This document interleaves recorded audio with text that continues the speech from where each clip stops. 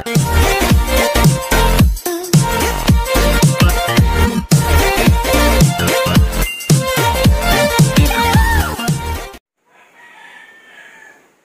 morning po guys. Ngayon po, katatapos lang po ng bagyong Ulysses. Medyo liwanag-liwanag na po pero maulan pa po ngayon. I-update ko lang po yung nangyari sa rooftop namin kagabi. Grabe po. Sobrang lakas ng hangin. Mas malakas pa sa mga dumaan na bagyong Quinta at bagyong Rolly.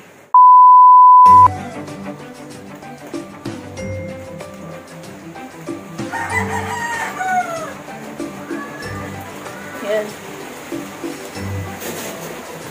Buti na lang tong mga plantita ko na mga halaman ay naibaba ko. Tignan nyo po yung aming rooftop. Parang naging tambakan. Grabe. Nagbagsakan yung aking mga yero. Umuulan pa po ngayon.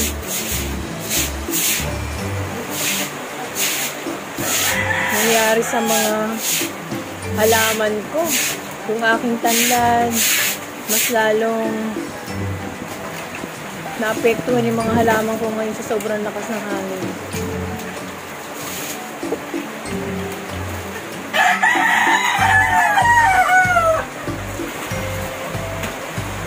Ayan po.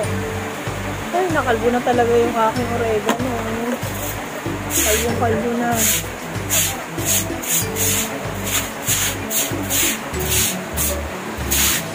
Yung aking sweet basil. Pinalbo na talaga.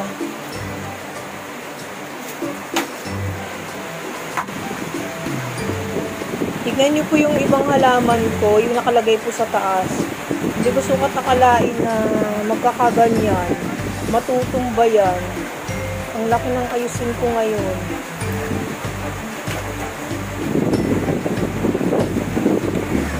Oy. Ay, mga manok namin. Okay pa naman.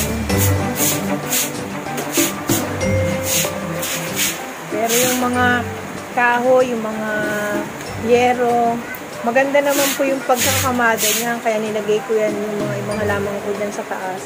Hindi ko sukat akalain na babagsak sa lakas ng hangin talaga. Kasi diba dati, nung nakaraan, yung dumaan yung bagyong Quinta, hindi naman po, kahit malakas ang hangin niya at dumaan ang bagyong Rolly, hindi naman nagkaganito. Iba po ngayon, iba po talaga si bagyong Ulysses. Kasi yung sentro ng bagyo, dito po talaga sa Maynila. Kaya nagkaganyan. Kala ko malilipa rin yung yung bubong namin dito po. Kasi dito po sa rooftop namin, yung kalahati nito, buhos. Siyempre, yun lang po kasi yung kinaya ng budget ko. Tignan nyo po.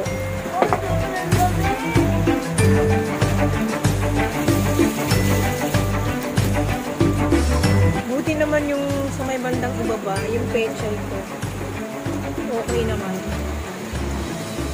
Grabe. Yung sweet basil kung isa wala talaga tumbang-tumba talaga.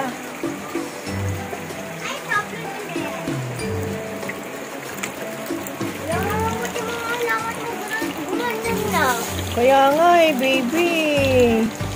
Say good morning. Yung talong ko, teka tanggalan natin ng tubig. Ay, grabe.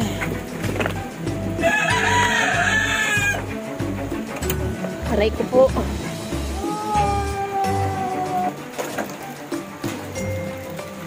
Ngayon po, medyo mahina na yung ulan. Pero may hangin pa rin dala-dala. Itong si Ulysses. Mag-aayos na po kami ngayon. Yung mga pinapalaki kong mga papayo. Mga punla. Ano ba to? Ay! Matagas pa bang mailipanin ko to? Yung iba. Yung iba nabali na.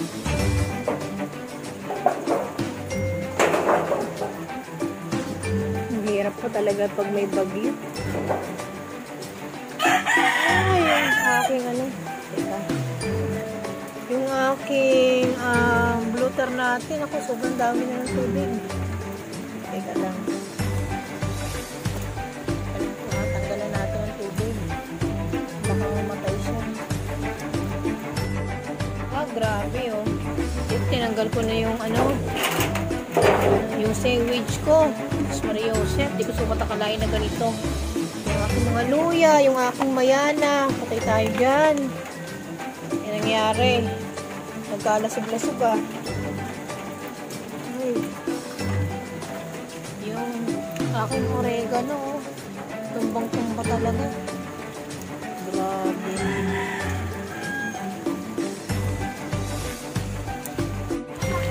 Ito po yung mga bumagsak na halaman ko. Ayan po. Yung mani, oh, may bunga na. Sayang. Pero try ko pa rin na buhayin siya.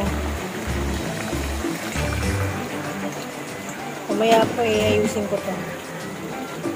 Ayan po.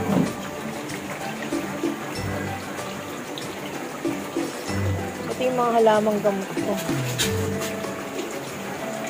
Kamatis ko. Kamatis. Yung pansit-pansitan ko.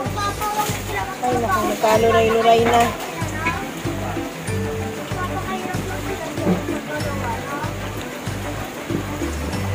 Yung mga bunga ng talong ko.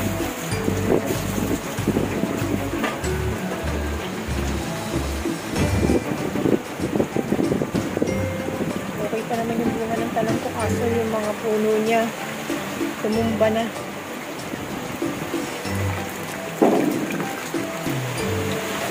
Ay, naku, yung mga mayana ko. Ito po, yung mayana ko. Oh. Hindi ko talaga akalain na mayayari ng ganito. Ayusin po namin muna yung dito. Bago ilipat tanim yung mga yan.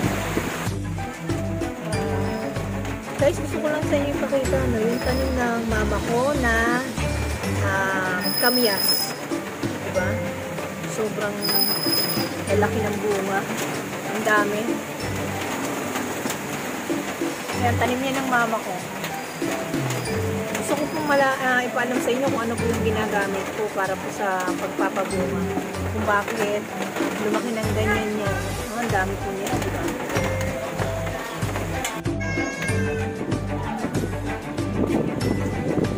Grabe guys, ang lakas na naman ng hangin ngayon.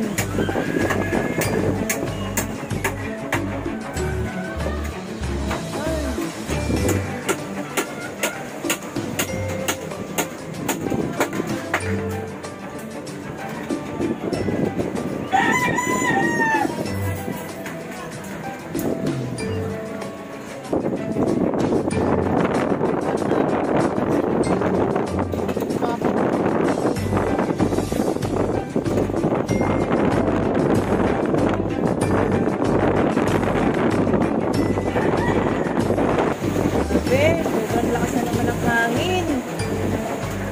Kanina, hindi na yan malakas. Ay, bumalik na naman, oh.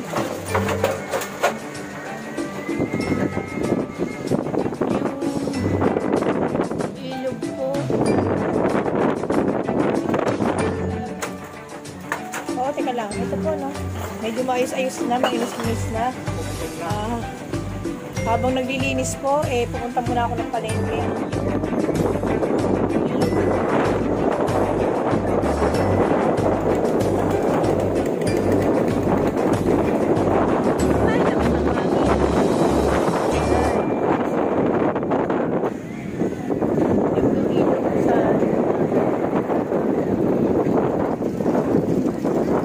A few moments later. Hi. Hello, ito po, no. Nandito po ako ngayon sa palengke namin. Bibili po kami ng ulam. Naku po, baha. Tignan niyo po yung paligid. Ito po, bahang-baha yung aming palengke. Lumusong na ako, wala naman kasi akong sugat sa paa. Bibili ako ng ulam namin ngayon.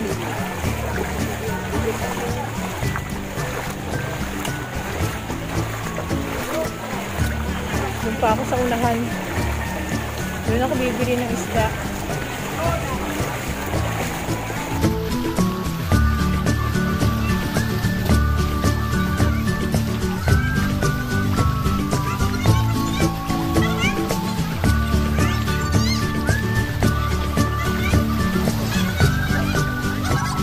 May mansanas ka ba?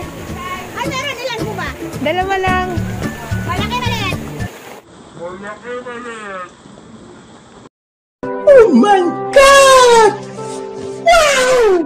Oh, medyo malaki. Hindi kasi may display eh. Oh.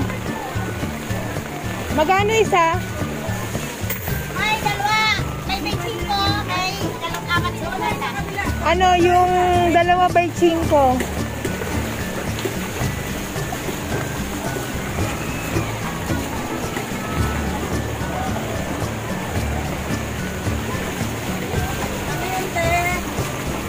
Mansanas po. Sana. Ate, tsaka isang peras.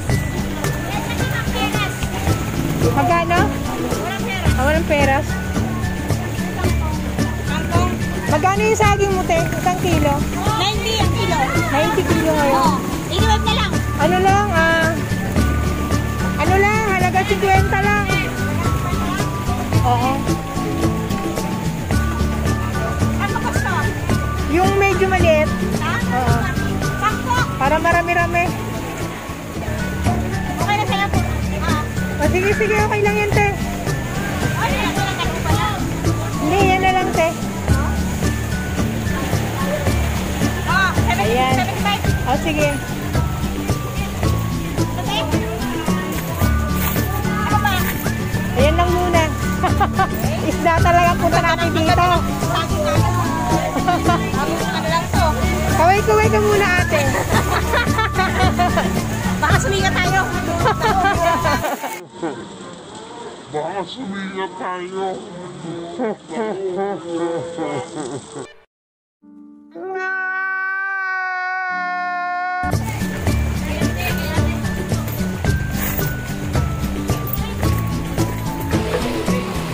Sige, sige, pakilinisan. Ay, nagpa-vlog ka na.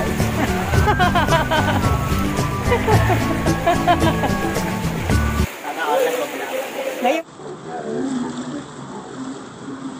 Oh my God! Wow!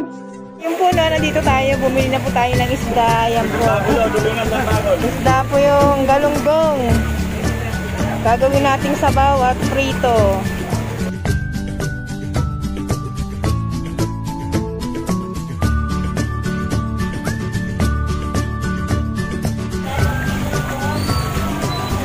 Tapos na tayong bumili ng ating mga pangkulam. Lakad uli tayo pa uwi. Ito yung ito yung mukha ngayon ng aming palengke.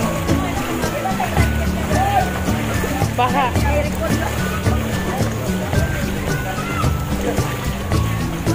A few moments later. Sa kanina eh. Uus ang hangin na naman. Apa, bumabagyo na naman. Hello. Makata ka.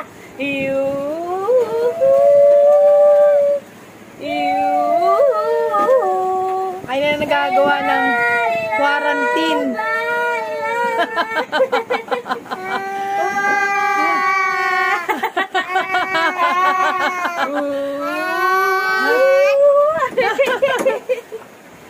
Ay, nako.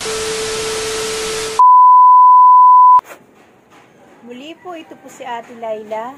Huwag niyo pong kalimutan mag-like, share, and subscribe dito po sa aking YouTube channel. Maraming salamat po.